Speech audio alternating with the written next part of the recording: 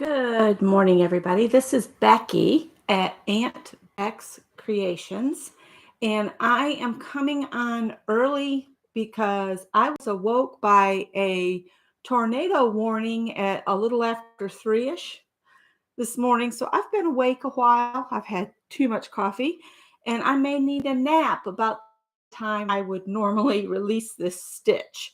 So we're going to do the alternating cross stitch. This is my block that I have made, and I will say it works up small.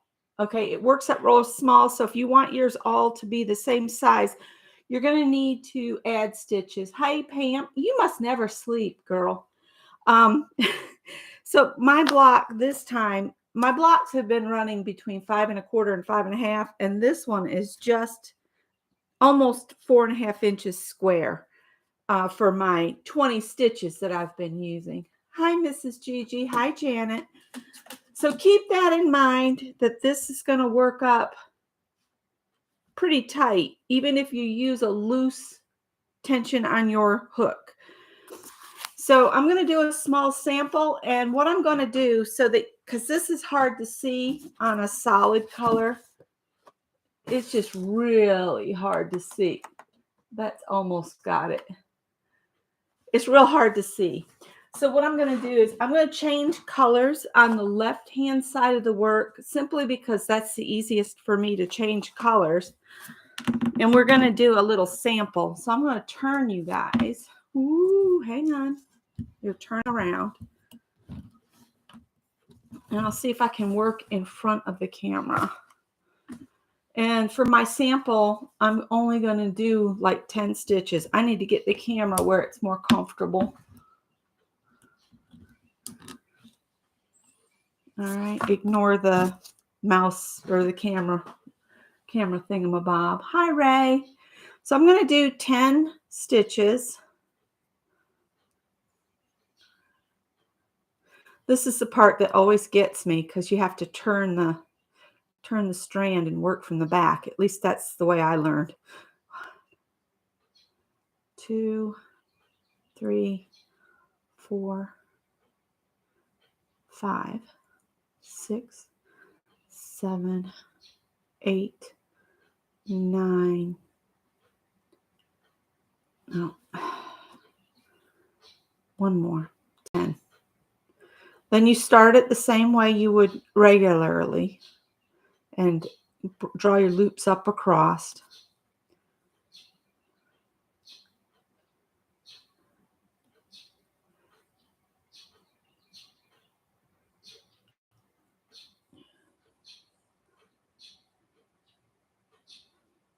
There's nothing like being jolted awake by your phone blaring that there's a tornado near.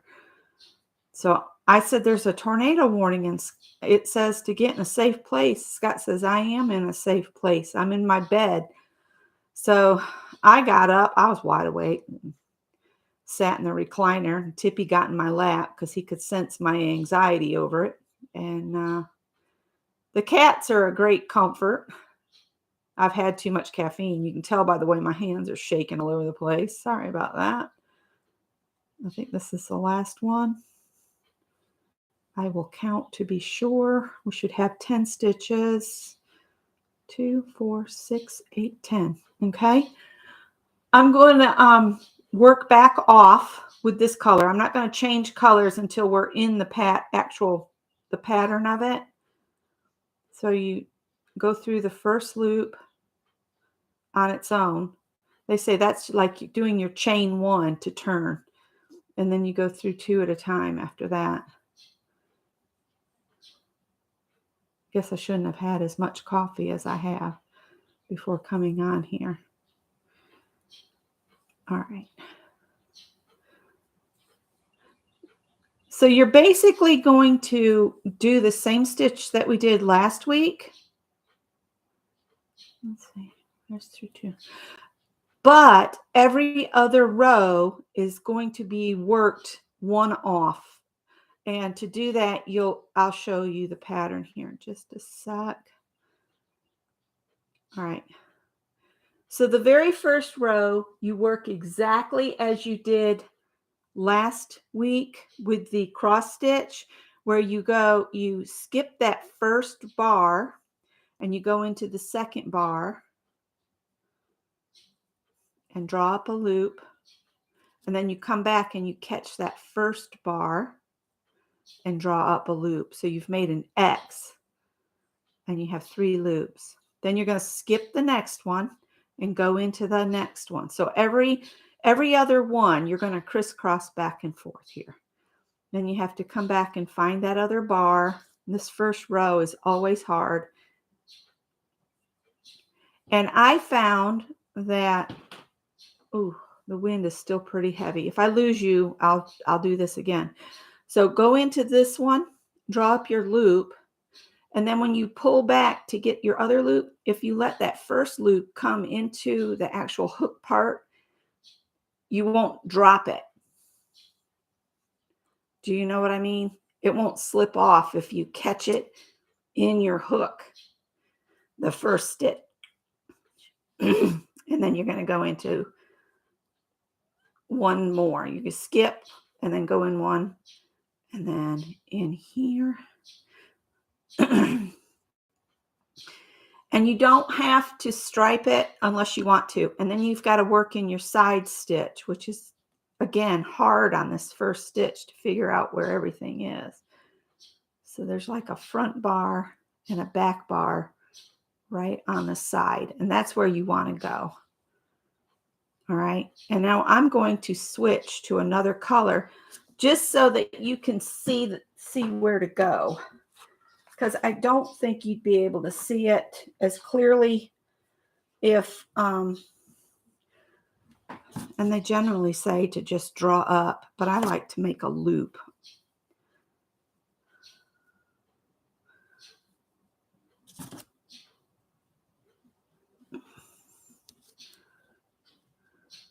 Okay, so ignore the orange thread now. Pull through the 1. And then you'll pull through 2 and do just like you normally would across. And then through 2, and then through 2. Get us back to the other side so I can show you what you do on every other row. You're going to work differently. Okay. Whoops, went through too many. The beauty of this is if you don't pull it off the hook, you can still back up so easily with this Tunisian crochet. All right, so now I've got this other color on here, and I'm doing this for a reason. If you look, you can see this is divided into 2s. 2, 2, 2. What we're going to do is in this first set of 2, you're going to go into the very first one after you're starting from the side. Go into that one and do a Tunisian simple, okay? Then you're going to start the crossed pattern. So you are effectively working in opposite sets.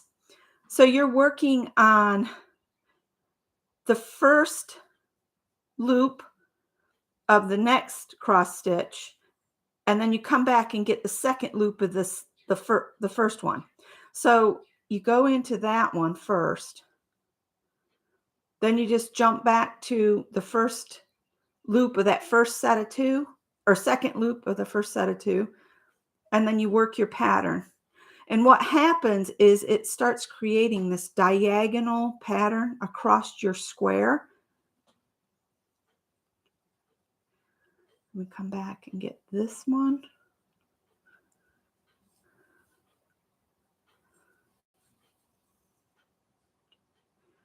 And then you can see that's the second one of this grouping, and you need to go into the first one of the next grouping.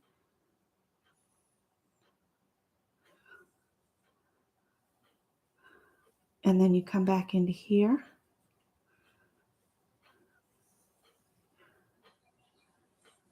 All right.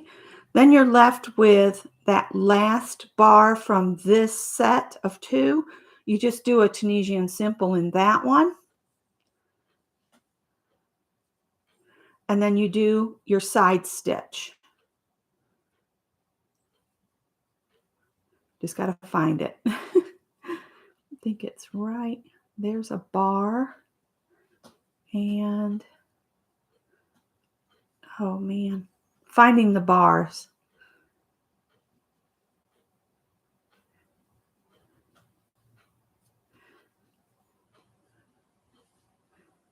And you can see I struggle with it too. So remember, be patient with yourself. And the orange yarn has started to separate, so it makes it extra hard. I should have grabbed a different color. All right, I think that's it. And draw up. So I should have 10 loops on here now. 1, 2, 3, 4, 5, 6, 7, 8, 9, 10. And then I'm not gonna switch colors. I can. And I'll just grab the orange back up. I drop this and I bring the orange back. So through 1, through 2, through 2. But if you want to do stripe, but you want to start in pattern, you can join your thread on the right-hand side as well. I just find it easier to join on the left, but I'm sure you'll get an entirely different look.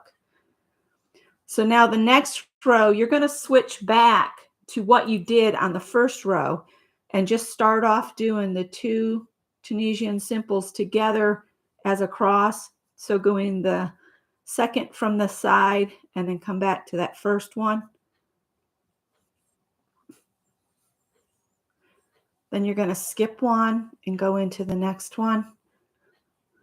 So every other row, you will either start in pattern, like all your odd rows, you'll start directly into the crossed stitch pattern. But then on the even rows, you're going to do 1 Tunisian simple, do your crosses, and then end with a Tunisian simple and into the side. That's the easiest way I can think to describe it to you. If you have any questions, I can check now. Oh, Pam's got some good news.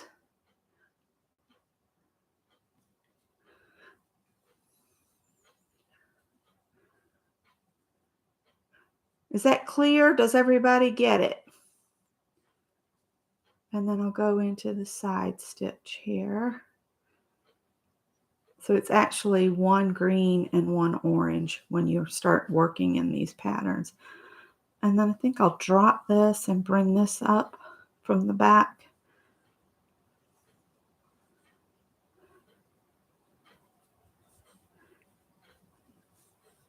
And it does want to curl. That's one reason I pinned my sample down.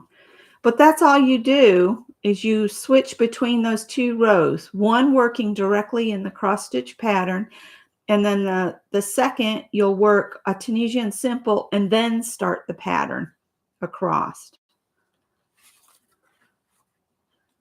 Explained really good? Okay, good. So now you can, if you forget if you're on an even or odd row, you can count the stitches on your side here. You see 1, 2, 3. So I'm on row 4. So I know this is an even row. Another thing you can do is just kind of stand your work up and you can see where the groups of 2 are. Because on those even rows, you're going to start with a Tunisian simple and then you're going to work on these 2 stitches as you're crossed.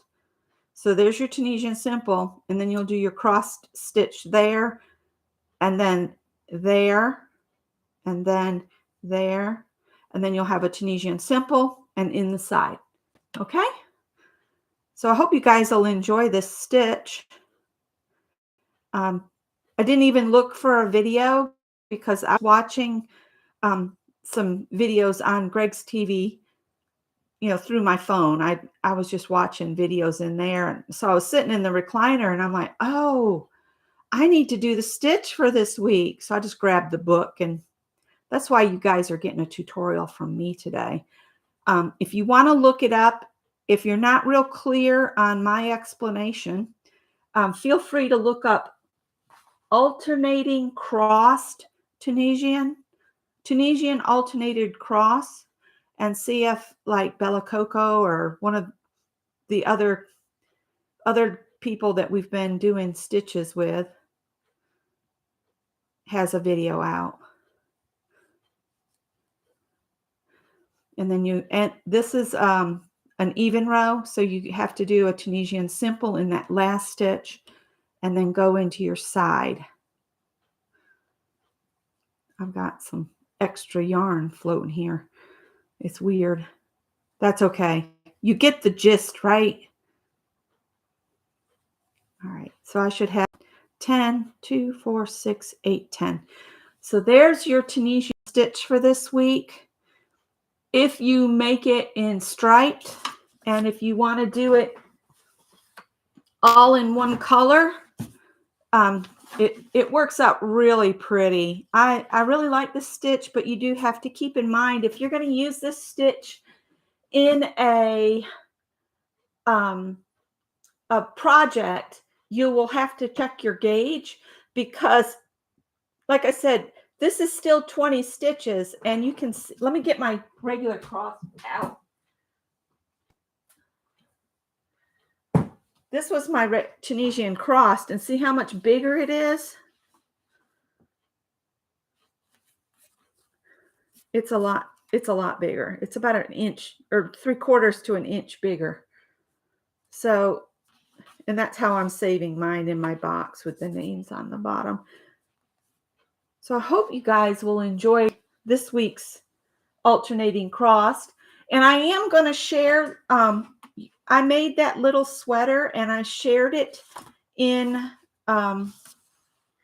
last week's Friday Sews, and I'm sending it to Barbara Every because she asked if she could please have it for her Teddy, and she sent me that beautiful journal. So I am going to gift her that. But while I was still having to take laundry to my mother-in-law's, which good news on that front, the washer is now working flawlessly, and it plays this delightful tune at the end of the side of the wash when the machine is done.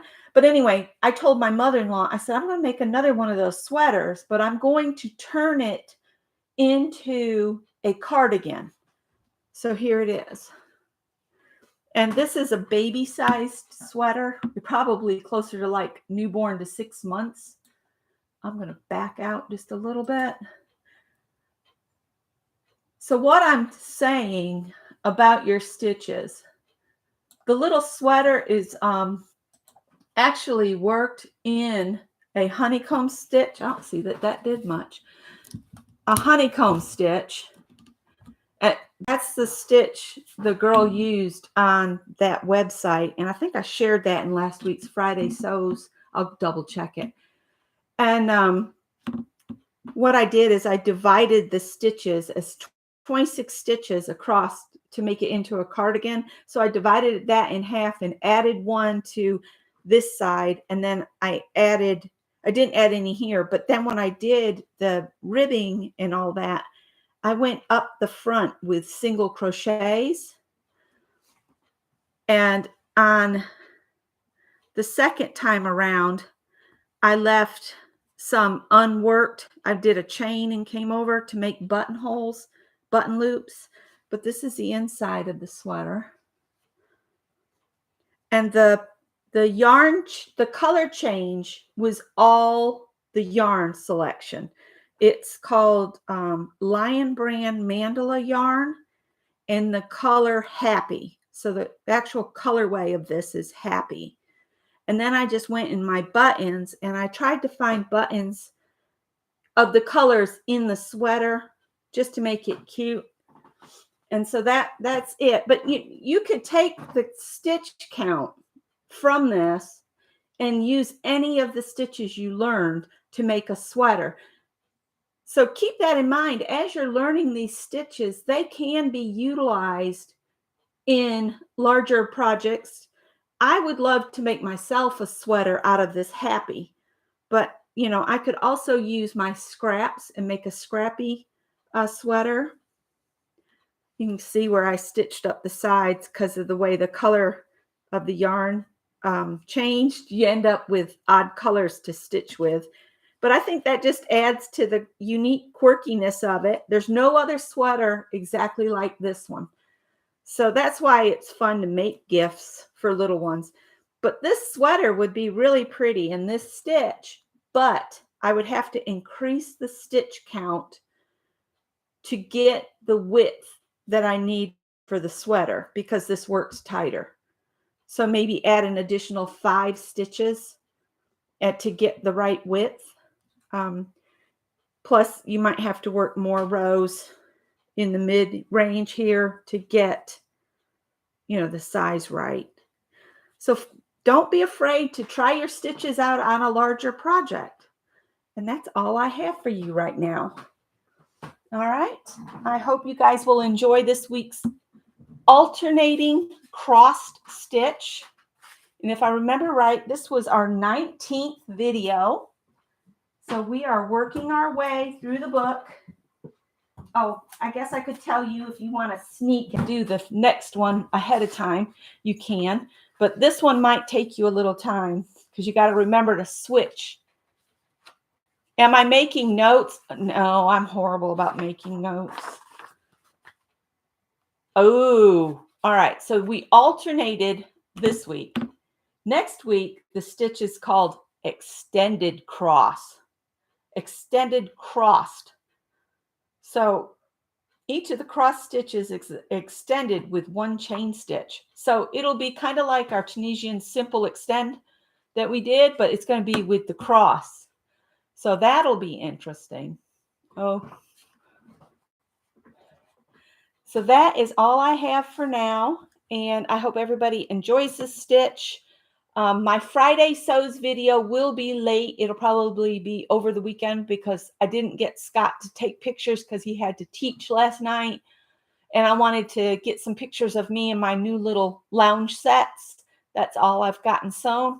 But I may sew up the hoodie hug dress today since I'm going to be here at home and nothing to do. So I might do that. All right, guys, have a great day and enjoy the stitch. And I'll talk to you later. Bye-bye.